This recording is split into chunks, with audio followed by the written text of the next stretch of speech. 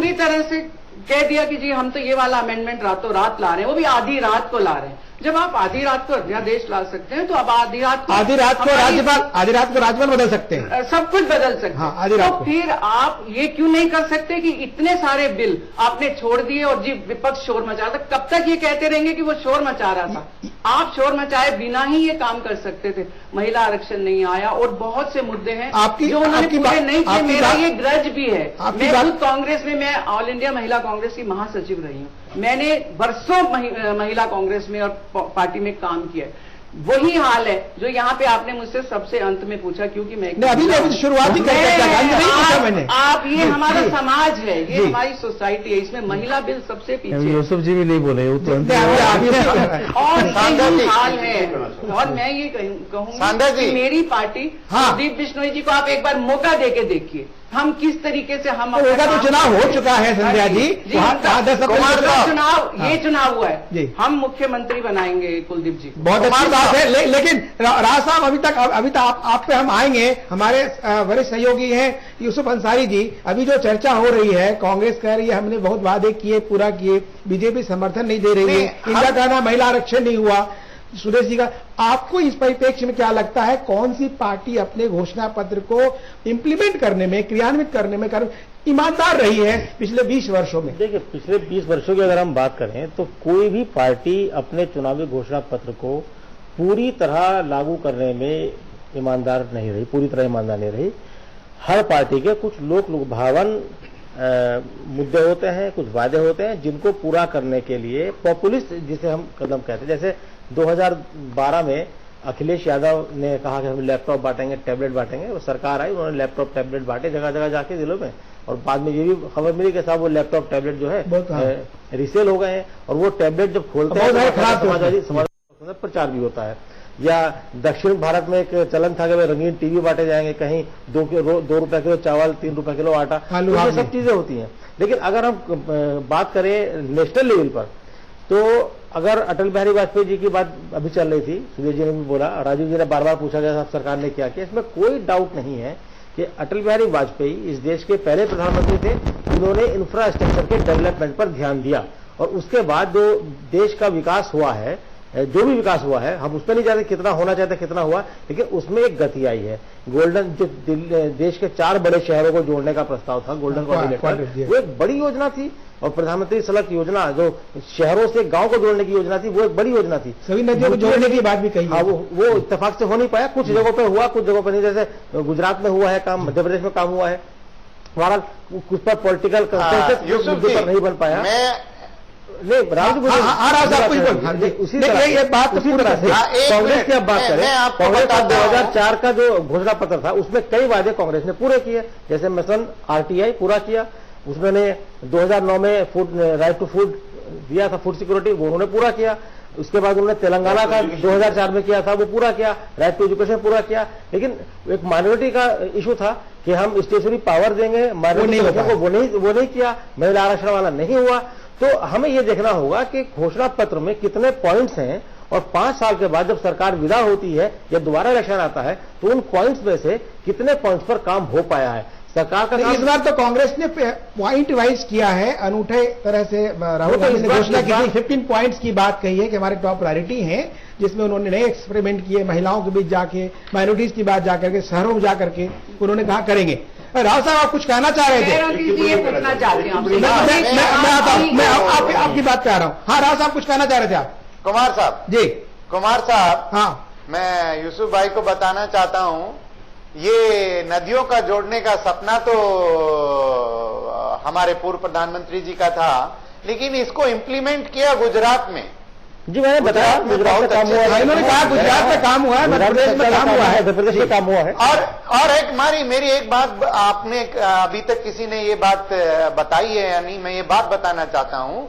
कच्छ भुज के लिए जो 2001 में पूरे गुजरात का 5000 करोड़ का बजट था, वो अभी सिर्फ एक डिस्ट्रिक्ट कच्छ और भुज के लिए 5000 करोड़ का नर्मदा कैनाल के नाम से जिस पे काम चालू हो गया, वो पानी अगले 2-4 महीने के अंदर अंदर पहुंच जाएगा। अगर वो पहुंच गया तो कच्छ भुज, जिसको हम रेगिस्तान बोलते थे, जो रेगिस्तान था, वो हरियाणा और पंजाब को पीछे छोड़ जाएगा।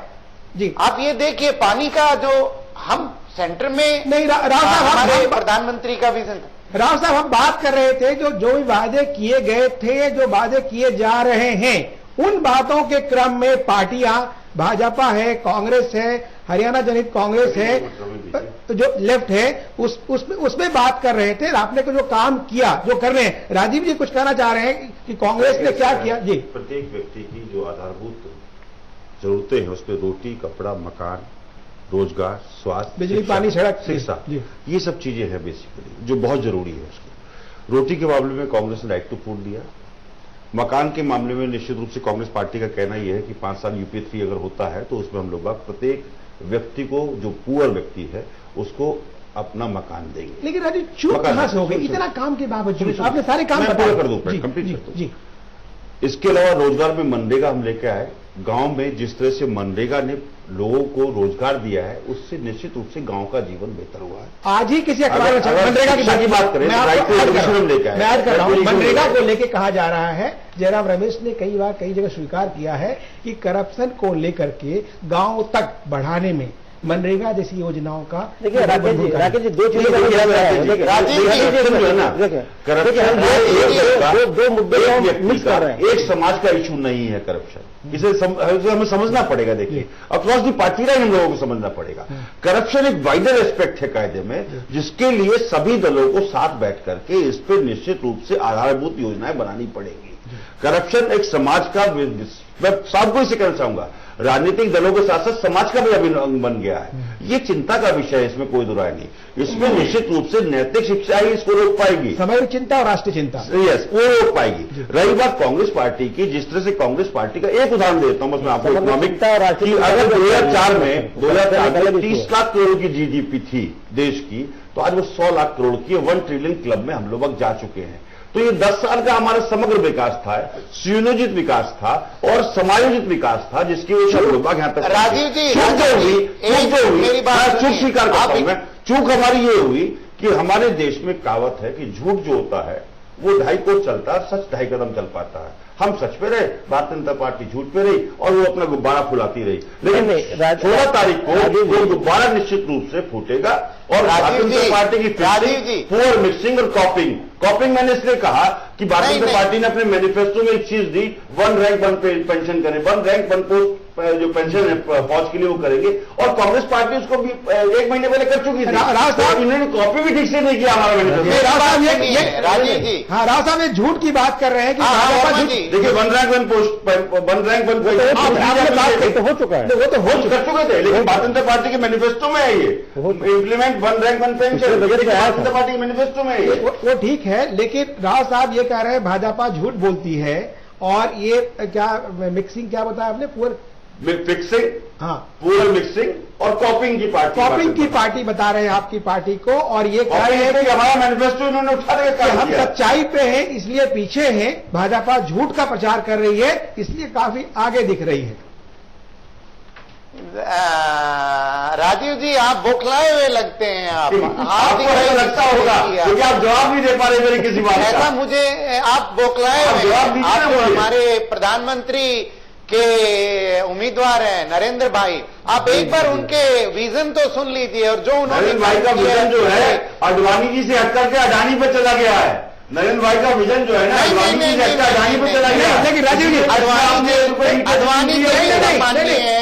राजीव जी, अडानी की बात है, राव साहब, अडानी की बात है, तो अडानी ने इंटरव्यू में कहा है कि चिमन भाई पटेल ने भी और कांग्रेस के कई मुख्यमंत्रियों ने उनको महाराष्ट्र में भी, राजस्थान में भी कांग्रेस के कार्यकाल में उससे भी कम कीमत पर जमीन मिली थी। नहीं, उन्होंने कहा है जी, तो निश्चित रूप से जांच होनी चाहिए हर चीज, एकदम दूध का पानी का पानी होना चाहिए। और क्या एक बात मैं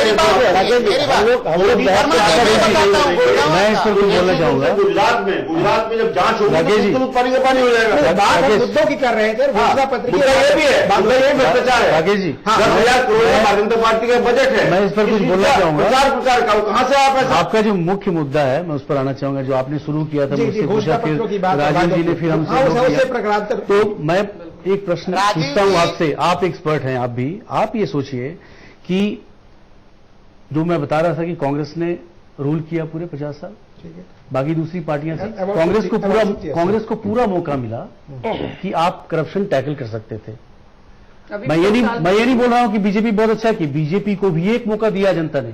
6 साल बीजेपी जनता के उम्मीद के मुताबिक नहीं खरी उतरी और इसीलिए बीजेपी को जनता ने उतार दिया। इंडिया क्योंकि करप्शन के मामले में आपको याद है कि बीजेपी में बहुत लांछन लगे थे जी। बंगारू बीजेपी में ही हुआ था। हाँ। और आज दोबारा because of game changer Narendra Modi जनता फिर से देख रही है होप के साथ, कांग्रेस की तरफ होप के साथ नहीं देख रही।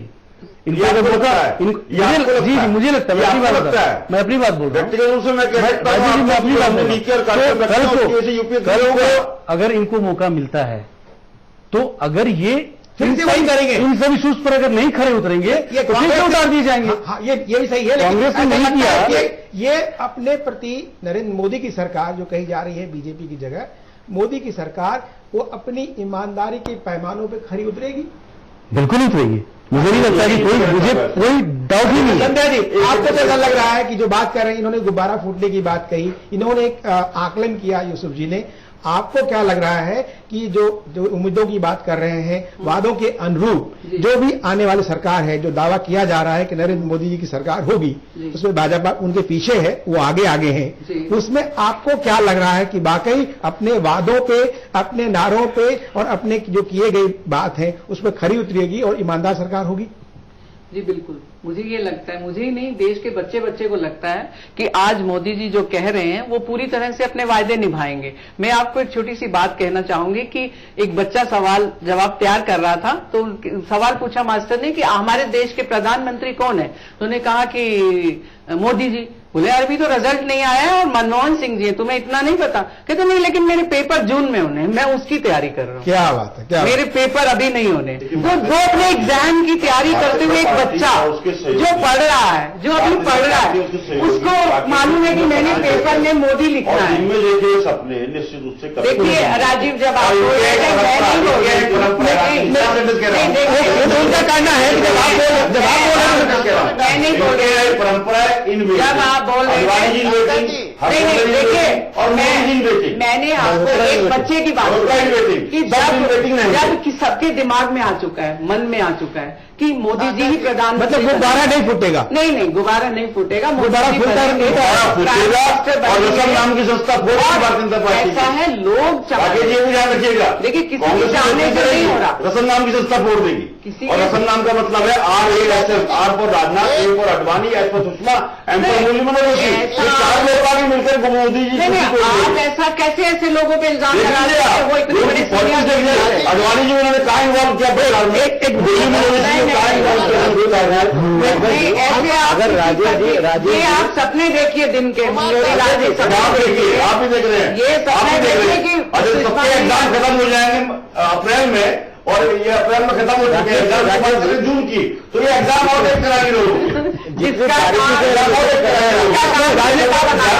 विद्यार्थी बहुत कष्ट देंगे। ऐसा है, जनता बनाती है, राम बनाता है, वो उसको कोई नहीं दूर कर सकता। राव साहब ये कह रहे हैं रस्म नाम की संस्था, मैं राजीव भाई की बात का जवाब देना चाहता हूँ। रस्म नाम की संस्था की बात कर रहे हैं। नेक नियति से काम करेंगे, ऐसा मेरा व्यक्तिगत है। और मैं जाके गुजरात में गांव जाके और राजीव भाई मेरे से कहीं भी बात कर सकते हैं। जरा बताएंगे सुषमा स्वराज जी कहाँ हैं, मुरली मनोहर जोशी जी कहाँ हैं, और राजनाथ सिंह जी कहाँ हैं?